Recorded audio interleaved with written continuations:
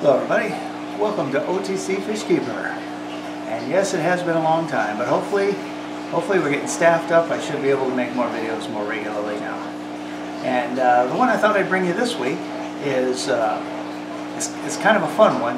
I've decided to try my hand at breeding Tiger Barbs. As a kid, of course, I always wanted to do that. As a kid, Tiger Barbs were one of my favorite fish. They have so much activity, so much energy.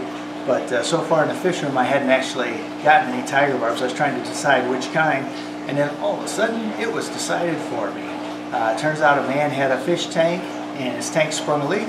He got on Facebook asking if anybody could take his fish, and when I raised my hand, I got his 22 fish, including 6 wonderful Tiger Barbs. And in fact, his whole collection was really nice fish. He's got some Buenos Aires tetras, some really nice looking young angelfish.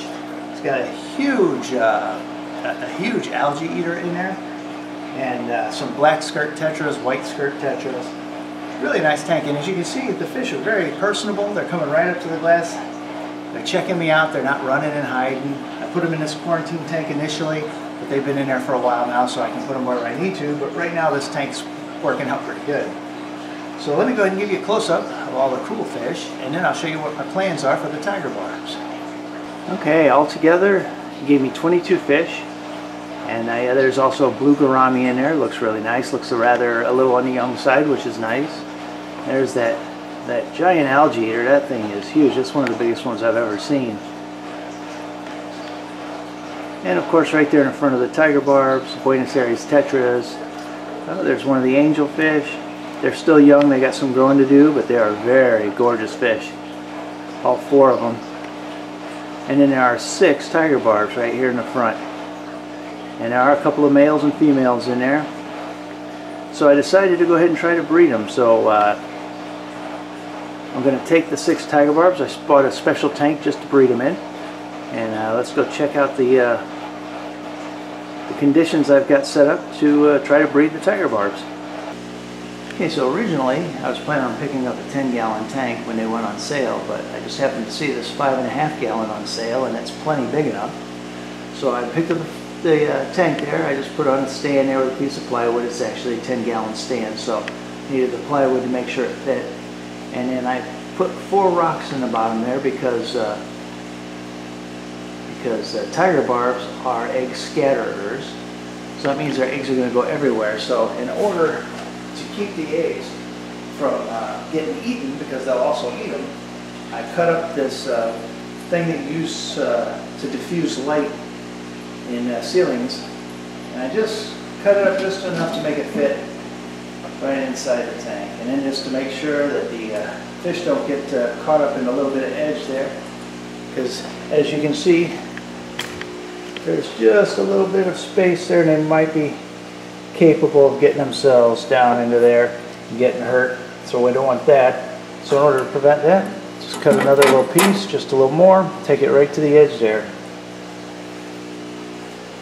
That should be good so that whenever they scatter the eggs, they'll fall through the holes and they won't be able to eat the eggs, because otherwise they'd eat the eggs just as fast as they could as they lay them.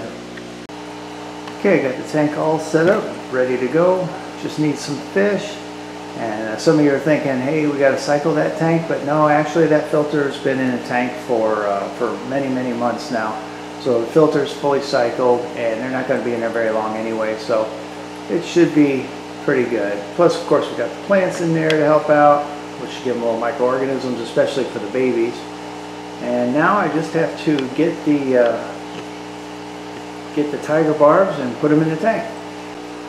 Okay, just got to let them float for about 15 minutes there, and that's because the water in this tank did not come from their tank, so I've got to make sure the temperatures sync up, just in case they're off by a couple degrees. I just want to make it as easy on them as possible. And the reason I chose this location is because we are right next to the doors, and in the morning the sunlight's going to come in those doors, and these are morning sunlight breeders, so they will commence to breeding as soon as the sun comes up. Now I don't know if they'll do it on this first day because of the stress of being moved over here, but they might, and we'll see here in a bit. Alright, so it's been about a week now, and I've had some success and some failure. I did get some eggs, but I believe at least one or more of the fish managed to get underneath my protective barrier there and get underneath and eat the eggs.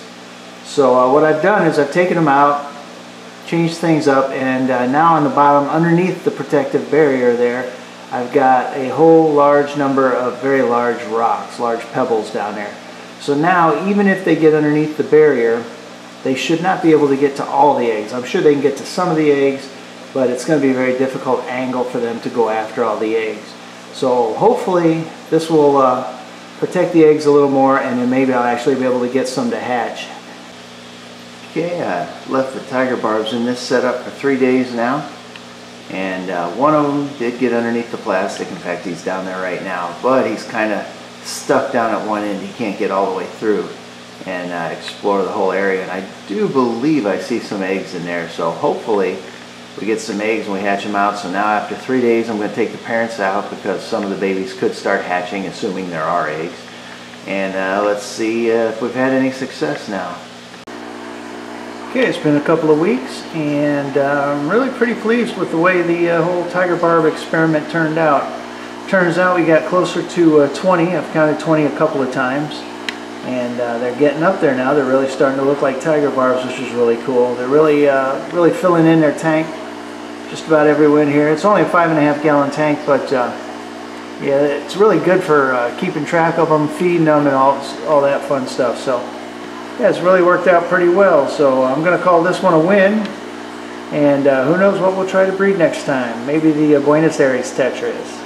Until then, hit that subscribe button, hit that like button, and we'll see you next time.